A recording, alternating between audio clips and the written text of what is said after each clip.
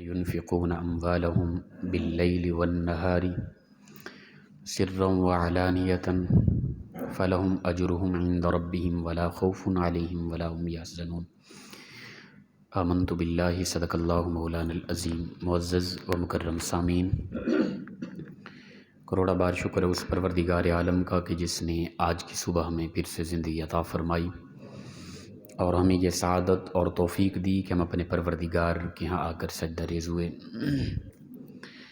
اللہ تعالیٰ ارشاد فرماتا ہے الذین ينفقون اموالہم باللیل والنہار، وہ لوگ جو خرچ کرتے ہیں اپنے مال میں سے دن رات کو، یعنی دن رات اکثر یہ مال خرچ کرتے رہتے ہیں، سرًا و علانیتاً، ظاہراً اور چھپا کر، دونوں طرح اپنا مال خرچ کرتے ہیں۔ صدقہ نفلی جو ہوتا ہے نا، اس کو چھپا کے ہی بندے نے دینا ہے، یہ زیادہ بہتر ہے۔ جو صدقہ واجب ہے، لازم ہے، زکوٰۃ ہو گئی یا صدقہ فطر ہو گیا، اس کو ظاہر کر کے دینا بہتر ہوتا ہے۔ تو فرمایا کہ اور وہ جو حدیث پاک کے اندر آتا ہے کہ ایک ہاتھ سے دو دوسرے ہاتھ کو پتہ بھی نہ چلے، تو نفلی صدقات کے متعلق ہے کہ نفلی صدقہ اس طرح دو کہ کسی کو پتہ بھی نہ چلے۔ تو فرمایا کہ جو اس طرح صدقہ کرتے ہیں فلہم اجرہم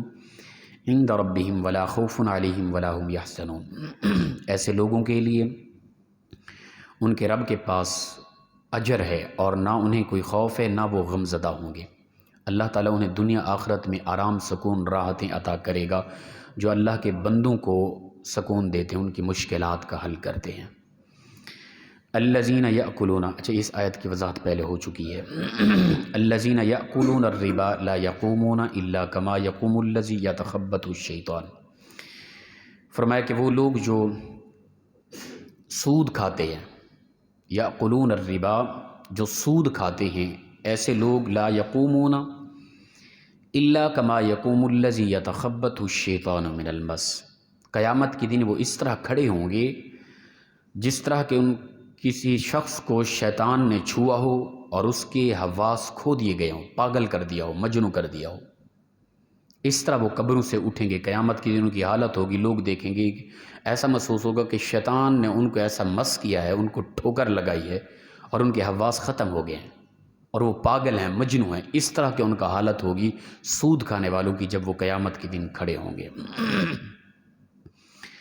ذالک بانہم قالوا انما البیع مثل الربا، فرمائے یہ اس لیے ہوگا ان کے ساتھ کہ قیامت کے دن ان کے حواس کھوئے ہوئے پاگلوں کی طرح وہ لوگ ادھر ادھر گھومتے نظر آئیں گے۔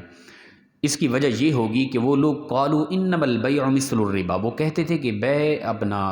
سود، یہ تو اپنا بے جو ہے یہ مثل ربا کے ہے، سود اور بے ایک چیز ہے۔ وہ اسے یعنی دلائل پیش کرتے تھے، کھاتے سود تھے، پھر سود کو حلال کہنے کے لیے، کرنے کے لیے مختلف دلائل دیتے، بھئی ہم تو اس طرح کرتے، یہ تو ہماری ایک تجارت ہے، ہمارا کاروبار ہے، یہ تو خرید و فروخت بے ہے ہماری۔ آج کل ہمارے ہاں بھی یہی پایا جاتا ہے۔ جو بھی سود خور آپ کو نظر آئے گا نا، آپ اس کو سمجھانے کی کوشش کریں گے، وہ کہے گا نہیں نہیں یہ سود تو نہیں ہے، یہ تو ہم فلاں فلاں کرتے ہیں، یہ تو ہماری بے ہے۔ اللہ فرماتا ہے ایسا بالکل نہیں۔ وَأَحَلَّ اللَّهُ الْبَيْعَ وَحَرَّمَ الرِّبَا،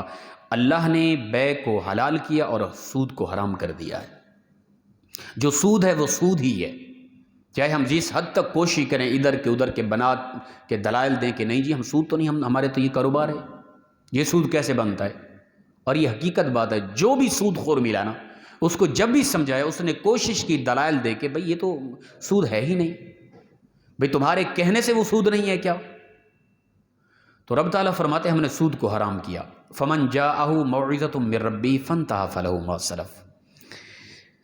بس اب جب جس کسی کے پاس بھی یہ نصیحت آن پہنچی اس کے رب کی طرف سے کہ سود حرام ہے، بے حلال ہے، تو اس کے بعد پس جس نے چھوڑ دیا فانتہی فلہ ما سلف، جس نے پچھلا معاملہ چھوڑ دیا پس اس کے لیے ہے وامرہ الی اللہ، اس کا پچھلا معاملہ جو گناہ کر چکا، سود کھا چکا تھا، وہ اللہ کے سپرد ہے، اللہ چاہے گا اسے معاف کر دے گا اگر وہ آج سے باز آ گیا تو۔ فرمایا کہ اگر اس نے ایسا نہ کیا ومن عاد فاولئک اصحاب النار، پھر بھی وہ اسی طرف لوٹا، اس نے سن لیا کہ سود حرام ہے، غلط ہے، پھر بھی وہ سود کی طرف لوٹا، تو یہ لوگ آگ والے ہیں، اللہ نے ان کے لیے جہنم تیار کر رکھی ہے۔ ہم فیہا خالدون، اور ہمیشہ اس آگ میں جہنم میں یہ جلتے رہیں گے ہمیشہ۔ دنیا کی زندگی مختصر سی ہے، کب تک جینا ہے کوئی خبر نہیں ہے، ایک پل کا بھی پتہ نہیں ہے، مر کے قبر میں چلے جانا ہے۔ لیکن انسان دنیا کے اندر ایک پل کی خبر نہیں، سود کھا رہا ہے، پتہ ہی نہیں کب مر جائے۔ جتنا بھی سود کی دولت جمع کی، پراپرٹی تھی اور بینک بیلنس، وہ یہیں کا یہیں رہ جائے گا، وہ غیر آ کے کھائیں گے، اس سے تعلق بھی نہیں ہے، مر کے چلا گیا۔ اب ہم فیہا خالدون اولئک اصحاب النار ہم فیہا خالدون، اب یہ جہنم کا ایندھن بن گیا، اب ہمیشہ رہے گا۔ وہ سود کا پیسہ ہمیشہ تو نہ کھاتا رہا، اس کو سمجھایا گیا یہ اتنی خطرناک چیز ہے، اس سے باز آ جا، اگر تو اس سے باز نہ آیا پھر یہ تو چند لمحے کی زندگی ختم ہو جائے گی، اور پھر مرنے کے بعد تیرے لیے ہمیشہ آگ ہے، جہنم ہے، اس میں ہمیشہ جلتا رہے گا۔ اب کوئی کہے کہ بھئی چند دنوں کے لیے سود کھایا تھا، جتنا عرصہ سود کھاتا رہا اتنی عرصے کی مقدار بندے کو جہنم میں پھینکا جاتا، پھر نکال دیا جاتا۔ نہیں، رب تعالیٰ سمجھا چکا ہے، وہ بار بار کہہ چکا ہے بندے باز آ جا، اگر باز نہ آیا تو پھر اولئک اصحاب النار، تم جہنم والوں میں سے ہو جاؤ گے، پھر تمہیں جہنم سے نکالا نہیں جائے گا، ہمیشہ جہنم میں رہو گے۔ سمجھایا جا چکا ہے کہ اس قدر یہ سنگین معاملات ہیں، اگر باز نہ ہے تو پھر انسان کے حق میں وہی ہے جو اللہ وعدہ کر چکا ہے۔ یمحق اللہ الربا ویربی الصدقات، اللہ تعالیٰ کمی کرتا ہے سود کے پیسے میں، جو بھی مالیت سود کی ہوگی اس میں کمی ہوگی، زیادتی نہیں ہوگی، اس کے اندر برکت نہیں ہوگی۔ ویربی الصدقات، اور اللہ تعالیٰ صدقات کے اندر خیر و برکت ڈالتا ہے، جو انسان صدقات دیتا ہے، اللہ کی راہ میں دیتا ہے، اس میں برکت ہوتی ہے۔ واللہ لا یحب کل کفار اثیم، اور اللہ تعالیٰ نہیں محبت فرماتا ناشکری کرنے والے اور حد سے بڑھنے والے گناہ گاروں سے، اللہ محبت نہیں کرتا، وہ انہی سے محبت کرتا ہے جو اللہ کے احکام کے مطابق چلتے ہیں۔ آگے فرمایا ان الذین آمنوا وعملوا الصالحات، بے شک وہ لوگ جو ایمان لائے اور نیک اعمال کرتے ہیں، برائی سے، اچھا نیک عمل سے مراد صرف محض یہ نہیں کہ نماز پڑھنا، محض یہ نہیں کہ تسبیح و تعلیلات کرنا، ان نیکیوں کے کرنے سے بڑی نیکی گناہ سے بچنا ہے، ٹھیک ہے نا۔ ایک انسان ہے کہ وہ نیکیاں ظاہراً کرتا ہے، گناہ بھی کرتا ہے، وہ اعلیٰ نہیں ہے، اللہ کے نزدیک اس کا اتنا مقام و مرتبہ نہیں جتنا کہ اس کا مقام و مرتبہ ہے کہ وہ اتنا نیکیاں نہیں کرتا لیکن گناہ سے بچتا ہے۔ بڑی نیکی نیکی کرنا نہیں، بڑی نیکی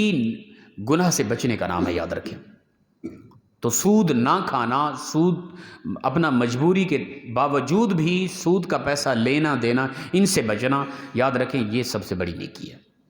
نیکی کرنے سے بڑی نیکی گناہ سے بچنا ہے۔ تو فرمایا وہ لوگ جو ایمان لائے، نیک اعمال کرتے ہیں، وَأَقَامُوا الصَّلَاةَ، نماز قائم کرتے ہیں، زکوٰۃ ادا کرتے ہیں، لَهُمْ أَجْرُهُمْ عِنْدَ رَبِّهِمْ، ان کے لیے ان کے رب کے پاس اجر ہے، وَلَا خَوْفٌ عَلَيْهِمْ وَلَا هُمْ يَحْزَنُونَ، اور نہ انہیں کوئی خوف ہے نہ وہ غم زدہ ہوں گے۔ قیامت کے دن بھی اللہ تعالیٰ ان کو عزتیں عطا فرمائے گا۔ ایمان لانا، الحمدللہ ہم مومن ہیں، یہ دو بنیادی شرائط ہیں، یاد رکھیں، ایمان اور نیک اعمال۔ آگے وضاحت الگ کر دی گئی یہ فضائل کے حوالے سے، نماز، زکوٰۃ، ان کی ایک الگ فضیلت ہے، وگرنہ وعملوا الصالحات میں یہ بھی آ رہی تھی، نیک اعمال میں یہ چیز بھی آ رہی تھی، نماز اور زکوٰۃ، لیکن ان کی اہمیت و فضیلت کی وجہ سے اللہ نے دوبارہ ان کا تذکرہ فرما دیا، فرمایا نماز قائم کرو، زکوٰۃ ادا کرو۔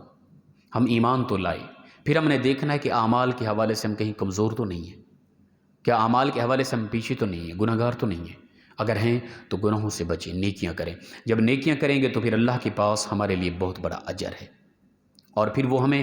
دنیا میں بھی خوف نہیں دے گا، آخرت میں بھی کوئی پریشانی نہیں ہوگی، اپنی ذاتی حوالے سے بھی، اپنے تعلقات کے حوالے سے بھی، جتنی ہمارے تعلقات والے ہوں گے ان کے حوالے سے بھی پروردگار ہمیں پریشان نہیں کرے گا، بلکہ وہ ان کو بھی ہماری وجہ سے جنت عطا فرمائے گا۔ یا ایھا الذین آمنوا اتقوا اللہ، اے ایمان والو اللہ سے ڈرو، وذروا ما بقی من الربا، اور چھوڑ دو تم سود کو جو بقیہ رہتا ہے، جب تمہارے پاس یہ نصیحت آن پہنچی، جو پہلے کر چکے تم کر چکے، اب جن کو تم نے پیسہ دیا ہوا ہے، جو مالیت دی ہوئی ہے سود پہ، اس کو چھوڑ دو، ٹھیک ہے نا، اس سود کو چھوڑ دو، بلکہ فرمایا ان کنتم مؤمنین، اگر تم مومن ہو تو اس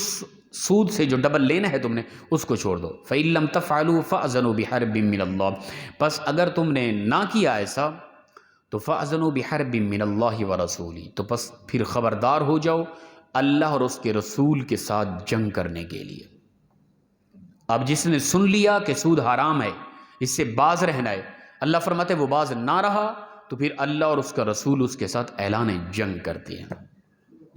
ہے مخلوق سے یہ طاقت کہ وہ خالق سے لڑ سکے؟ ہے کسی مخلوق کے اندر یہ جرت کہ وہ اپنے خالق سے ٹکرا سکے؟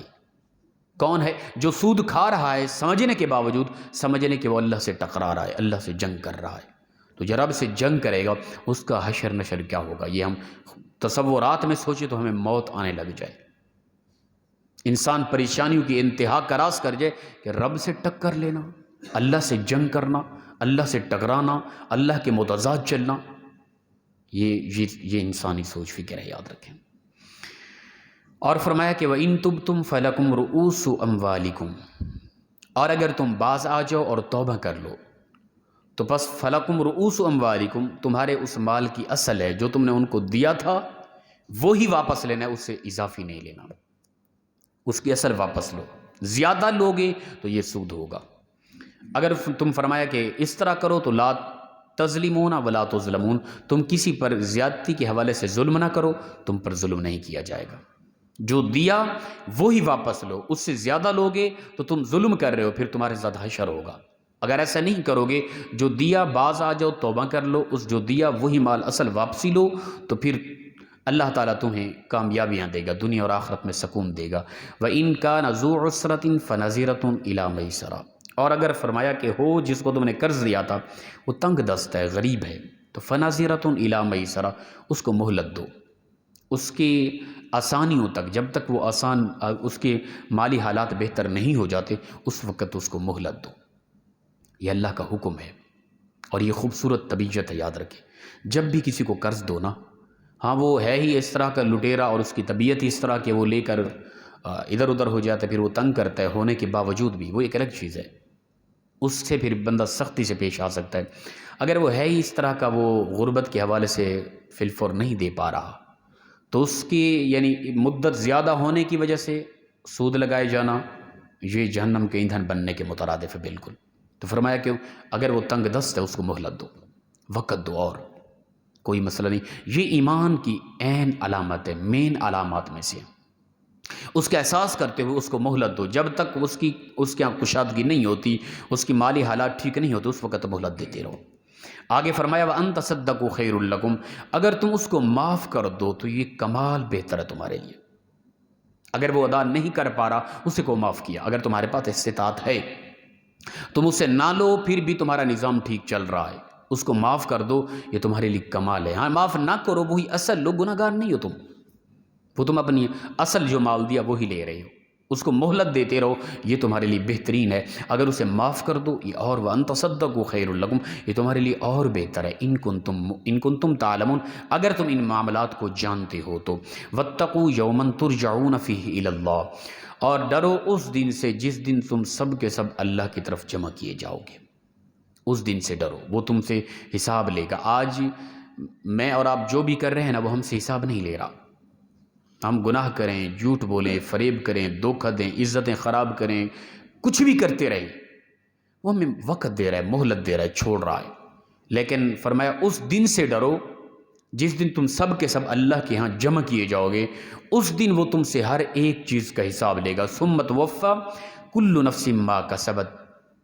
اس دن پورا پورا ہر نفس کو وہ کچھ دیا جائے گا جو کچھ وہ کما کے آیا، دنیا میں جو کچھ وہ کر کے آیا، ہر ایک لمحے کا حساب انسان کو دینا پڑے گا۔ وَهُمْ لَا يُظْلَمُونَ، اس دن کسی پر ظلم نہیں کیا جائے گا، جو کچھ انسان کر کے آیا وہی کچھ انسان کو اس کا صلہ دیا جائے گا۔ یہ کل کی بات ہے، میں یہ ایک تو میری طبیعت ہے، جو بھی میرے سامنے معاملات آتے ہیں میں اس کو بیان کر دیتا ہوں۔ کل کہیں بھی کسی دکان پہ میں کھڑا تھا تو ہمارے جوان طبقے کی آج کل طبیعت ہے، گپ شپ میں، مذاق میں، ماں بہن کی گالی یا غلیظ لفظ، ہنسی مذاق میں، ایسے لفظ کہ وہ اللہ معاف کرے کہ ممبر پہ بولنا تو تصور میں بھی نہیں آتا، وہ عام کوئی سنجیدہ لوگوں کے سامنے بھی انسان شرم سے ڈوب مرے، اس طرح کے لفظ ہمارا جوان طبقہ خوشی خوشی گپ شپ میں چل رہے ہوتے۔ تو پھر یہ بھی حیا نہیں ہوتی کہ یار ایک آدمی ٹھیک ہے ہمارا ہم عمر ہے، جوان ہے، لیکن اس نے یار پگڑی پہنی ہے، داڑھی رکھی ہے، کوئی باشرہ آدمی ہے، ٹھیک ہے نا، تو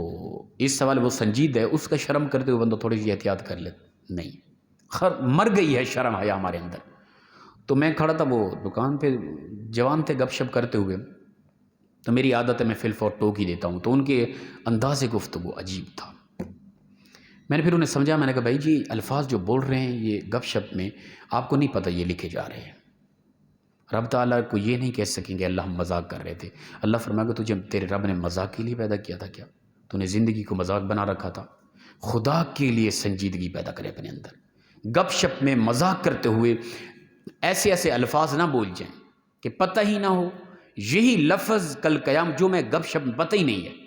یاروں کے اندر دوستوں کے اندر وہ مذاق کے طور پہ جو میں الفاظ بولے جا رہا ہوں نا، یہی لفظ قیامت کے دن رسول اللہ صلی اللہ علیہ وسلم کے سامنے دکھائے جائیں گے، یا رسول اللہ اے پیارے محبوب دیکھ یہ تیرا امتی اس قدر بے لگام ہو گیا تھا کہ دوستوں کے اندر گپ شپ میں یہ لفظ تھے اس کے، کیا کہیں گے یا رسول اللہ ہم مذاق میں تھے کیا؟ ہم اپنی گپ شپ میں اللہ کے نبی کو کیوں شرمندہ کریں قیامت کے دن بھرے مجمع میں محشر میں؟ تو لہٰذا اپنے اندر سنجیدگی پیدا کریں۔ اللہ فرماتا ہے ثم توفی کل نفس ما کسبت، جو کچھ بھی انسان کر کے آیا، کیا بولا زندگی میں، ہر ایک لفظ نوٹ ہے، کیا کچھ کھایا، کیا کچھ پیا، کیا کچھ دیکھا، کیا کچھ پکڑا، کہاں کہاں قدم رکھا، کس انداز سے سانس لی اس نے، ایک لمحے کا کروڑواں حصہ بھی معاف نہیں ہوگا، وہ نوٹ کیا جا رہا ہے، ہم سے پوچھا جائے گا، ظلم نہیں کیا جائے گا۔ انسان کی زندگی کے کسب کے حوالے سے انسان کو قیامت کے دن اس کے ساتھ معاملات کیے جائیں گے۔ اللہ پاک ہم سب کو بہتر سے بہتر انداز میں زندگی بسر کرنے کی توفیق عطا فرمائے۔ وآخر دعوانا الحمد للہ رب العالمین۔